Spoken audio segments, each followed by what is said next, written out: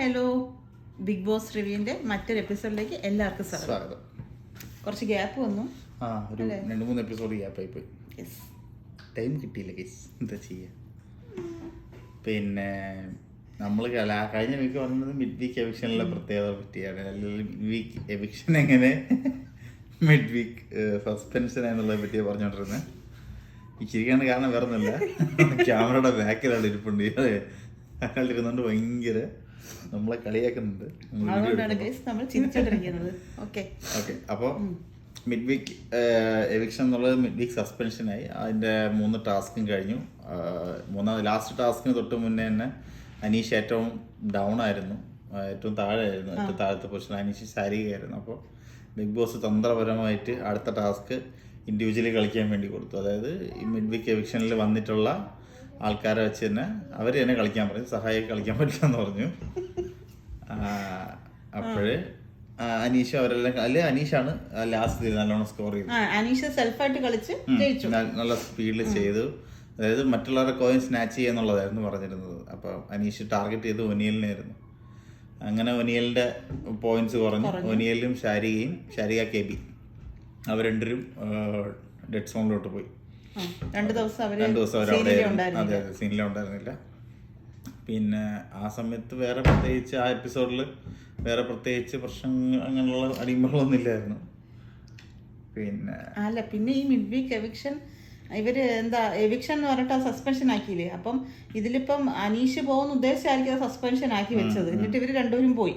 പക്ഷെ അവരെയും പുറത്താക്കാനുള്ള ഒരു ഇതിപ്പോ ഇല്ല ബിഗ് ബോസ്. അതുകൊണ്ടാണ് പിന്നെ അതിനുശേഷം ഉണ്ടായിരുന്ന പ്രധാനപ്പെട്ട ഇഷ്യൂസ് അനുമോളും ഈസയിലുമായിട്ടുള്ള പ്രശ്നങ്ങൾ തന്നെയായിരുന്നു. മേക്കപ്പുമായിട്ട് ബന്ധപ്പെട്ടിട്ടുള്ളത്. ഒരു കയ്യാങ്കളിയുടെ വക്കോളം എത്തി.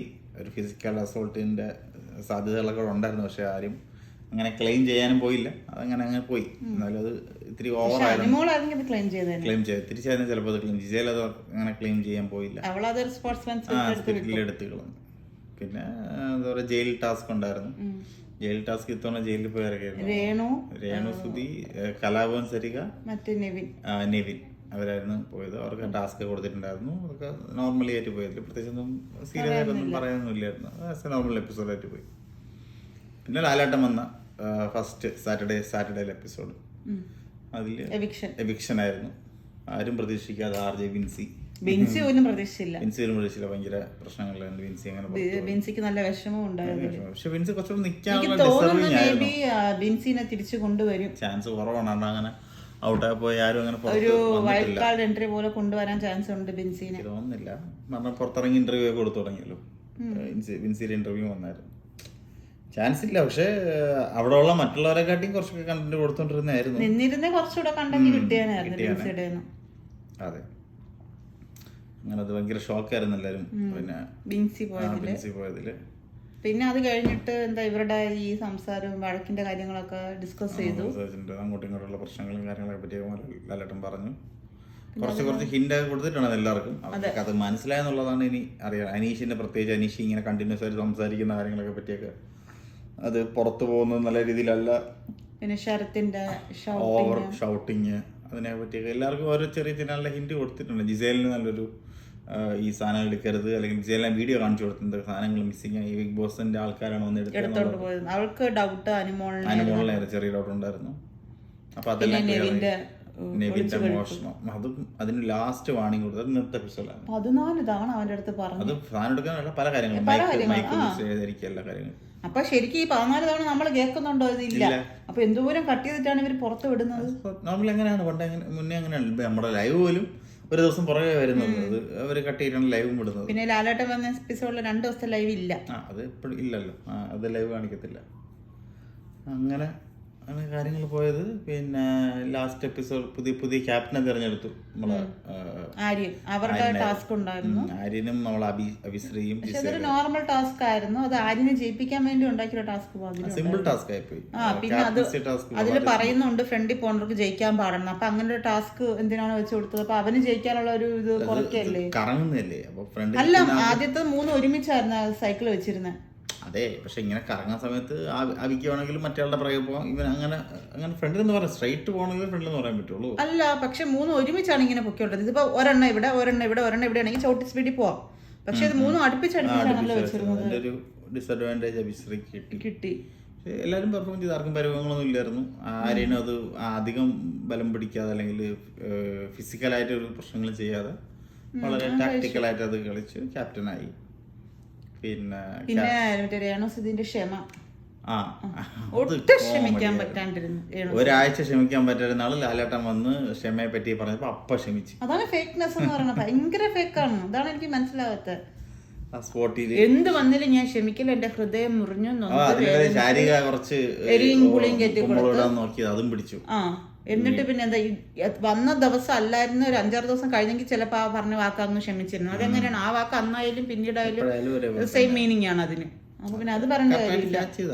ഉള്ള കള്ളത്തരങ്ങളൊക്കെ വെളി വരും, സ്വാഭാവികം വെളി വരും. പിന്നെ വലിയ കണ്ടന്റ് ഒന്നും കൊടുക്കുന്നില്ല, ഒട്ടും കണ്ടന്റ് കൊടുക്കുന്നില്ല. എങ്ങനെയാണെന്തോ നിന്ന് പോണത്. രേണുവിനെ ഒട്ടും കാണാറില്ല. ആകെ ആ സെപ്റ്റി ടാങ്ക് ഇഷ്യൂവിൽ തന്നെയാണ് രേണുവിന്റെ ഒരു കണ്ടന്റ് വന്നത്. അതും അവൻ അങ്ങനെ പറഞ്ഞോണ്ട്, അല്ലാതെ വേറെ ഒരു കണ്ടന്റും ഇല്ലായിരുന്നു. പിന്നെ വേറെന്താ ഉണ്ടായിരുന്ന? പിന്നെ അത് കഴിഞ്ഞിട്ട് അടുത്ത മറ്റേ ശൈത്യനെ എലിമിനേറ്റ് ചെയ്യുമെന്ന് എല്ലാരും വിചാരിച്ചിരുന്നു ലാസ്റ്റ്. അത് വോട്ട് കുറവാണ് ലാസ്റ്റ്. അപ്പോഴും ബിഗ് ബോസിന് താല്പര്യം ഇല്ല ഇപ്പൊ ശൈത്യനെ പുറത്ത് വിടാൻ. അല്ലായിരുന്നു ബിഗ് ബോസിനും കൂടെ താല്പര്യം ഉണ്ടായിരുന്നെങ്കിൽ ഇന്ന് പോവേണ്ടിയിരുന്നല്ലേ. ക്യാൻസൽ ചെയ്തത് കാരണം അവർക്ക് കണ്ടന്റുകൾ വേണ്ടേ, ആളില്ലായിരുന്നു. ഇനിയിപ്പോ വൈൽഡ് കാർഡ് ഒക്കെ വന്നു കഴിഞ്ഞാൽ ചിലപ്പോ പെട്ടെന്ന് തന്നെ രണ്ട് എവിക്ഷനൊക്കെ ഉണ്ടാവും. പക്ഷേ ഇതിന്റെ ഇടയിൽ എന്ത് സംഭവിക്കാന്ന് പറഞ്ഞു. ഇനി ഒരു മിഡ് വീക്ക് എവിക്ഷൻ വരാൻ ചാൻസ് ഉണ്ട്. അപ്പം എന്തായാലും ആൾക്കാർക്ക് കുറച്ചുള്ള ഹിന്റുകളൊക്കെ കിട്ടിയെന്നും അവർക്ക് അത് അതിന് ശേഷമുള്ള ഇന്നലത്തെ എപ്പിസോഡ് കഴിഞ്ഞതിന് ശേഷമുള്ള കാണിച്ച സമയത്തിന് ആൾക്ക് കുറച്ച് പേർക്ക് മനസ്സിലായിട്ടുണ്ട്. ശൈത്യക്ക് മനസ്സിലായി പണി പാളും ഇനി അനിമോൾ ടീമായിട്ട് നിന്ന് കഴിഞ്ഞാൽ. അപ്പോൾ അവൾ എല്ലായിടത്തും പോയി സംസാരിക്കുന്നുണ്ടായിരുന്നു. അനിമോളുടെ കാര്യം ഞാൻ നേരത്തെ അങ്ങനെ പറഞ്ഞതായിരുന്നു, ക്ഷമിക്കണം എന്ന് പറഞ്ഞതായിരുന്നു, സംസാരിക്കാൻ പറഞ്ഞതായിരുന്നു, കേൾക്കുന്നില്ല എന്നൊക്കെ പറയുന്നുണ്ട് എല്ലായിടത്തും ചെന്ന്. അപ്പം അത്രയൊക്കെ ഉണ്ടായിരുന്നുള്ളൂ. ഭയങ്കര സംഭവം ഒന്നുമില്ല. നമുക്ക് നിങ്ങളുടെ ചോദിക്കാനുള്ളത്, നമ്മളിങ്ങനെ എപ്പിസോഡ് റിവ്യൂ ആയിട്ട് പറഞ്ഞാൽ അത് എന്തെങ്കിലും കണ്ടന്റ് ആയിട്ട് അല്ലെങ്കിൽ സ്പെസിഫിക് ഇഷ്യൂവിനെ പറ്റിയുള്ള ഒരു സംസാരം വേണം എന്നുള്ളത് നിങ്ങൾക്ക് കമന്റ് ചെയ്യാം. അതായത് പിന്നെ അത് മാത്രം ചെയ്താൽ കാരണം കണ്ടന്റ് റിവ്യൂ എപ്പിസോഡ് റിവ്യൂ ആയിട്ട് നടത്തണ്ടല്ലോ. അതെ. അപ്പൊ നിങ്ങൾ എന്താണ് പ്രിഫർ ചെയ്യുന്നത് അതൊന്ന് കമന്റ് ചെയ്യാം, നമ്മൾ അതിലോട്ട് തിരിഞ്ഞ് സംസാരിക്കാം. അപ്പം നമുക്കൊന്ന് മാറ്റി പിടിക്കാം അല്ലേ. അപ്പൊ അത്രയൊക്കെ തന്നെ ഉള്ളൂ. ഇത്രേ ഉള്ളൂ. അടുത്ത എപ്പിസോഡായിട്ട് പിന്നെ നമ്മുടെ മൈജി മറ്റേ റോബോട്ടിക് ഡോഗ് അതിനകത്ത് നെവിൻ എന്തോ സർപ്രൈസ് പണിപ്പുരാണ് ലാലേട്ടൻ വിട്ടു. ആ സീന് ചിരിച്ചു ഒരുപാട്. പക്ഷെ ഈ ആഴ്ചയിൽ അത് കാണിച്ചു കൊടുക്കാന്നാണ് പറഞ്ഞത്. അത് വരുന്ന ആഴ്ചയില് അവൻ പിറ്റേ ദിവസം കാണിക്കാന്നാ പറഞ്ഞത്. എന്താ അപ്പൊ അടുത്തേക്ക് കാണിക്കാം അവൻ എങ്ങനെ റിയാക്ട് ചെയ്യുന്നുള്ളത് നാളെ കാണിച്ചാ മോനെ കാണിക്കാന്ന് പറഞ്ഞിട്ടാ പോയത്. പിന്നെ ലാലേട്ടൻ്റെ ഡ്രസ്സിങ്ങും കാര്യങ്ങളൊക്കെ അടിപൊളിയായിട്ടുണ്ട്. വീക്കെൻഡിൽ കഴിഞ്ഞ തവണ ഒക്കെ കോട്ടും വലിച്ചിട്ട് വരും. ഇത്തവണ കോട്ടില്ല, നല്ല അടിപൊളി ഷർട്ടും മുണ്ടും. അത് ഭയങ്കര ഡ്രസ്സിങ് അടിപൊളി മാറിയിട്ടുണ്ട്. അതൊരു മാറ്റമായിരിക്കും. ഇനി എനിക്കൊന്ന് മറ്റു ബിഗ് ബോസിൽ നമ്മൾ വേറെ ഹിന്ദി കണ്ടിട്ടുണ്ട്, തമിഴിലും ലേറ്റസ്റ്റ് ഒന്നും കണ്ടിട്ടില്ല. തമിഴൊക്കെ ഒരുപാട് സീസണായി. നമ്മളാണ് ഇപ്പൊ 7 കിടക്കുന്നത്. ബാക്കി എല്ലാ സീസണും ഒരുപാട് 14, 13 അങ്ങനെ ഒരുപാട് കയറിപ്പോയി. അപ്പൊ അത്രയൊക്കെ ഉള്ളൂ. അത്രേ ഉള്ളൂ. അടുത്തൊരു റിവ്യൂ ആണോ അതോ സ്പെസിഫിക് ആയിട്ടുള്ള ഒരു പോയിന്റിനെ പറ്റിയുള്ള സംസാരമാണോ താല്പര്യം എന്നുള്ളത് പറഞ്ഞാൽ നമ്മൾ അങ്ങനെ ചെയ്തോളാം. അപ്പം അതേ ഉള്ളൂ, വേറെ ഒന്നും പ്രത്യേകിച്ചില്ല. Okay, bye bye. Bye by.